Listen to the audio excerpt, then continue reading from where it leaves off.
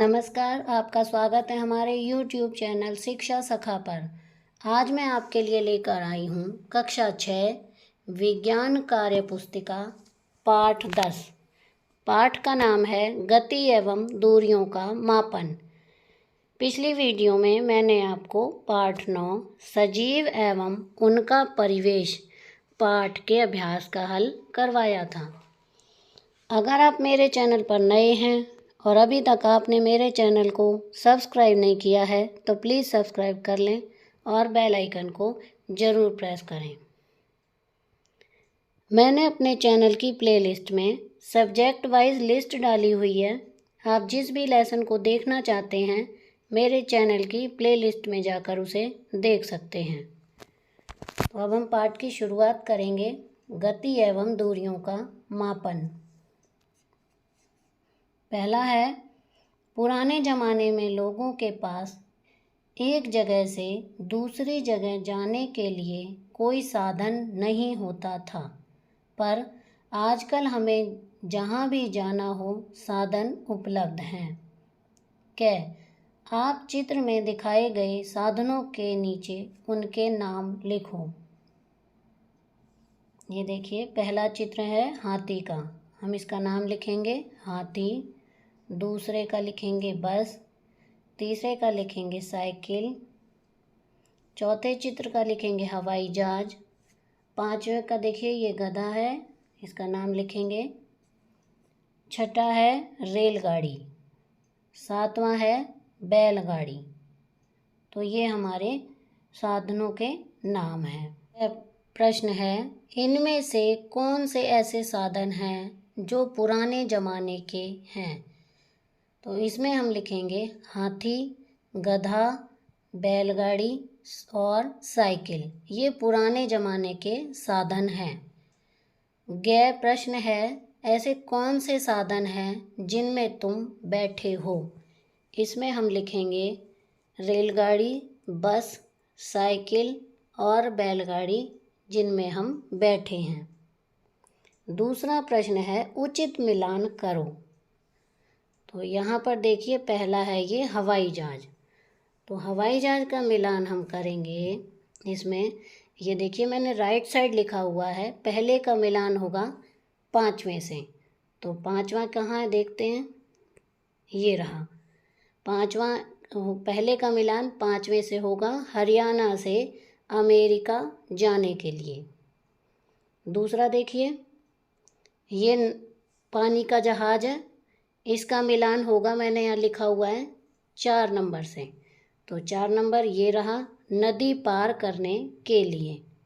अब है तीसरा रेलगाड़ी।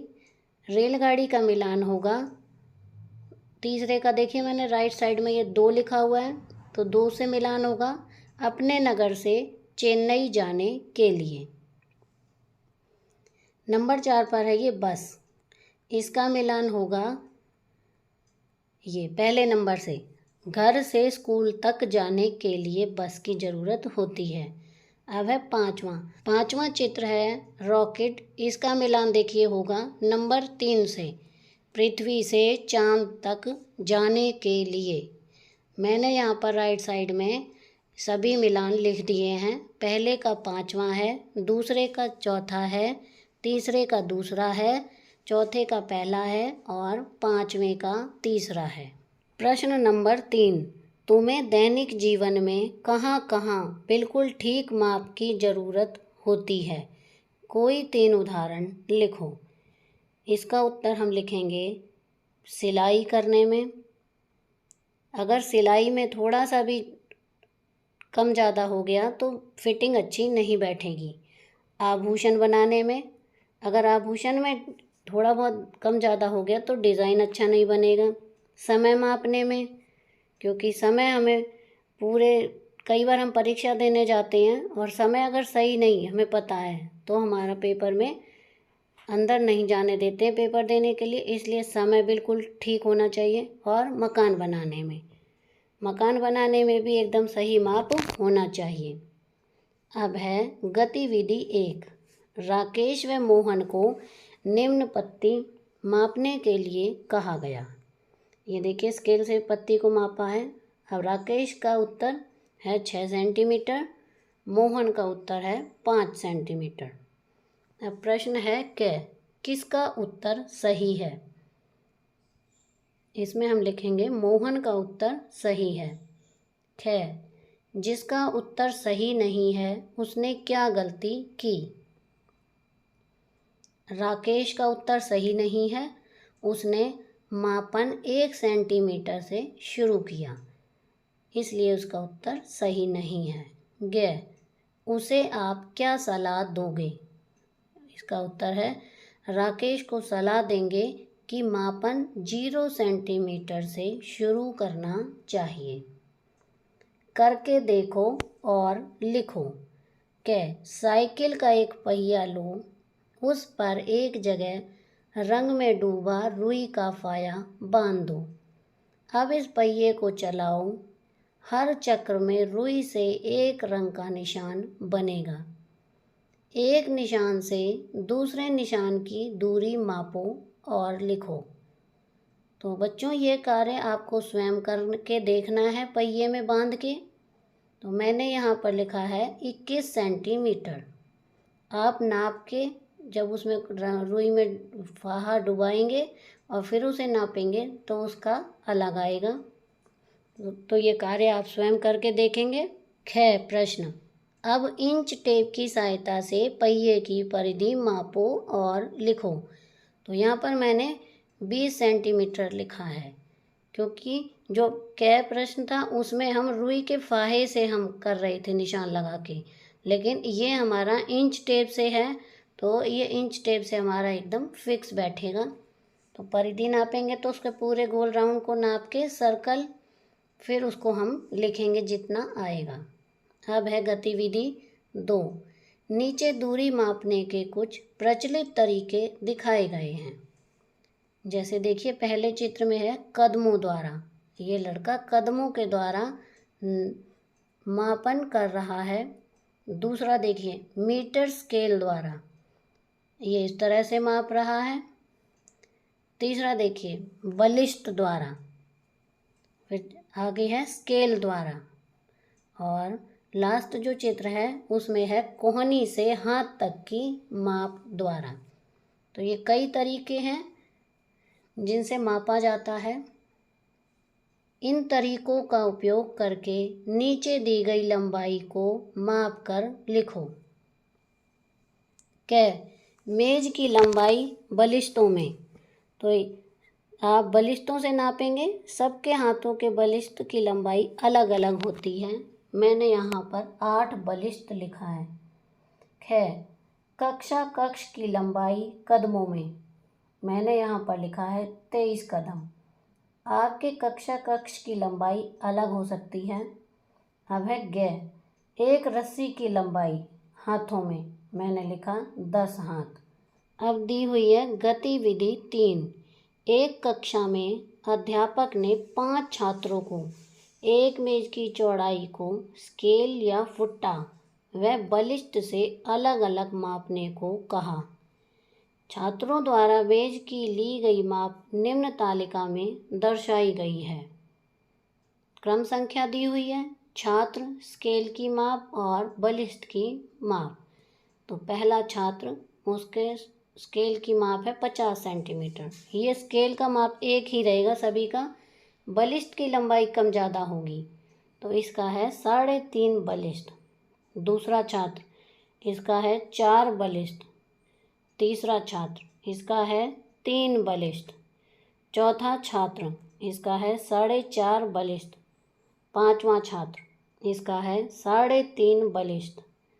तो उपर्युक्त सारणी को देखकर बताओ पांचों छात्रों द्वारा स्केल से ली गई माप तो समान है, जबकि बलिष्ठ से ली गई माप अलग अलग है, क्यों।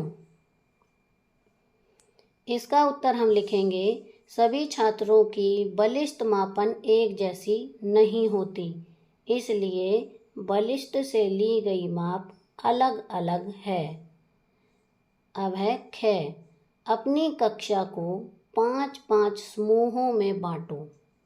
बारी बारी से सभी बच्चे अपनी कक्षा की लंबाई को एक बार इंच टेप मापने वाला फीता से और एक बार अपने कदमों से मापकर निम्न सारणी को भरें। तो यहाँ पर देखिए, छात्र क्रम संख्या, छात्र का नाम, कदम का माप, इंच टेप का माप।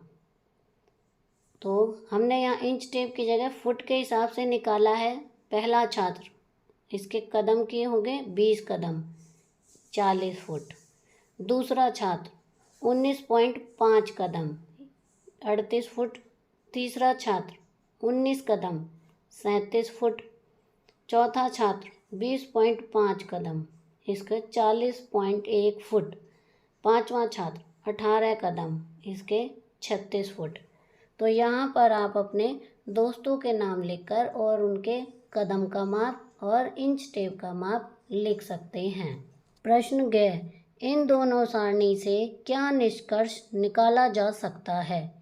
इसका उत्तर है, यह निष्कर्ष निकालते हैं कि मापने के लिए मानक मात्रक का प्रयोग करना चाहिए।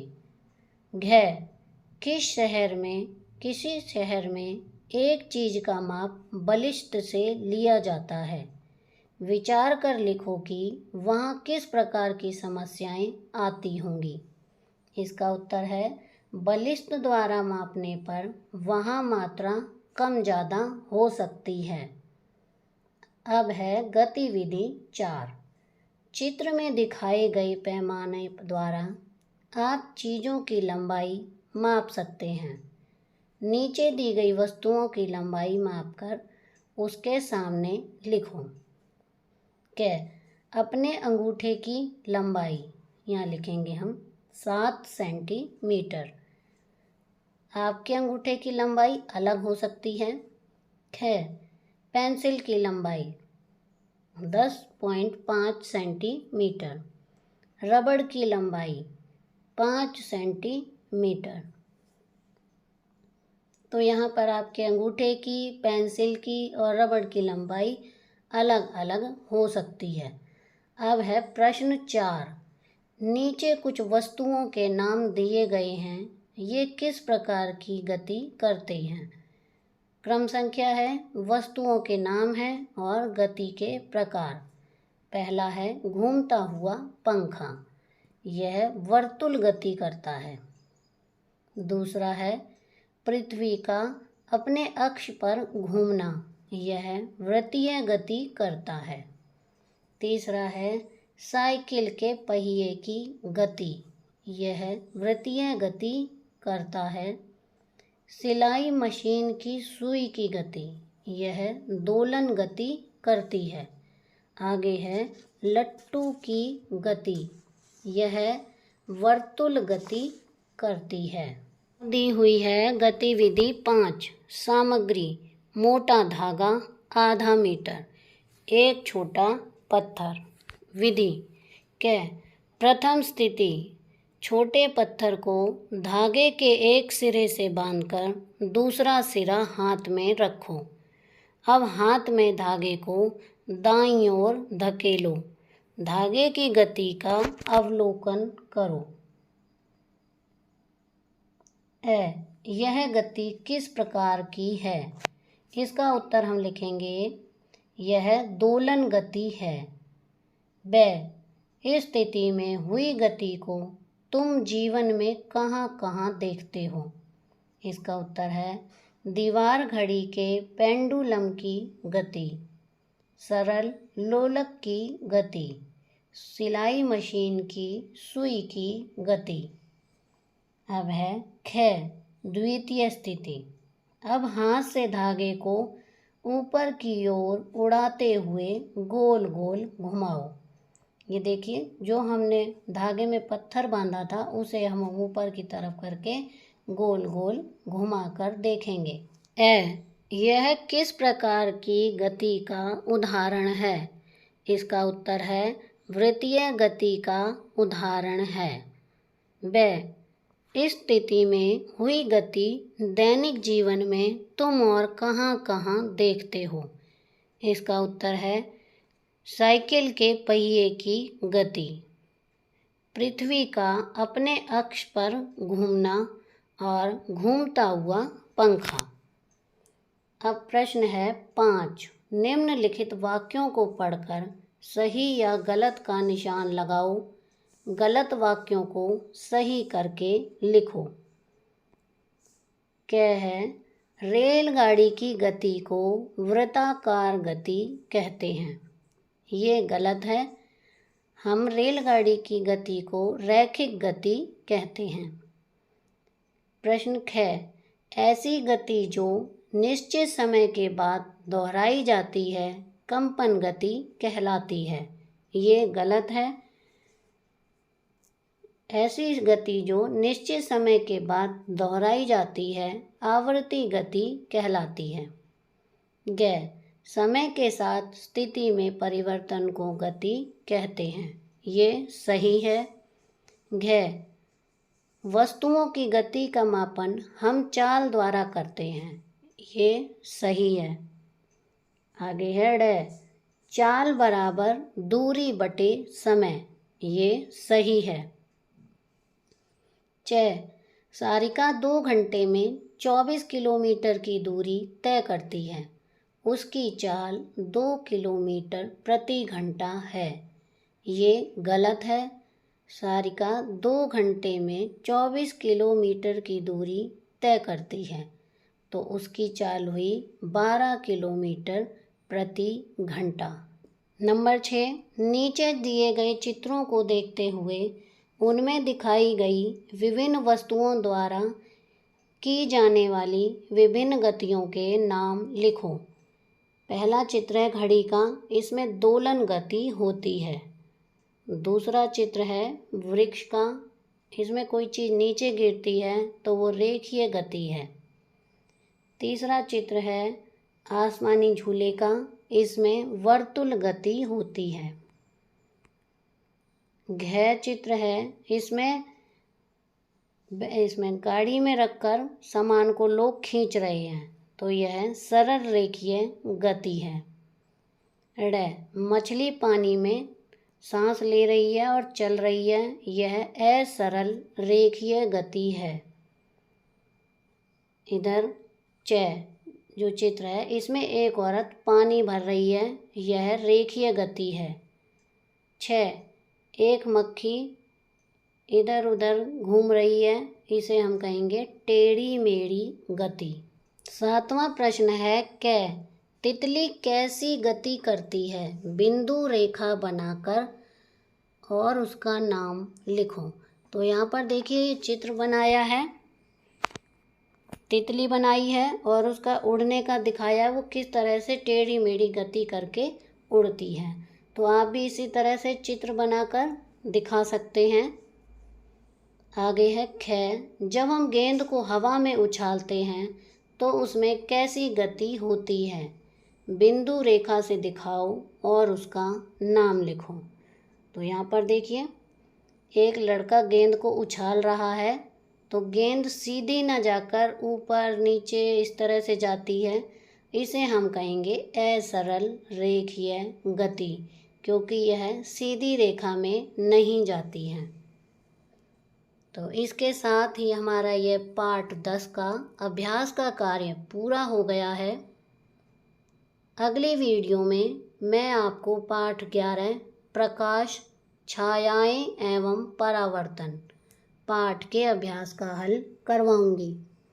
तो आपको मेरी ये वीडियो कैसी लगी मुझे कमेंट करके ज़रूर बताएं। प्लीज़ मेरे चैनल को लाइक करें, शेयर करें और सब्सक्राइब करना ना भूलें। Thank you.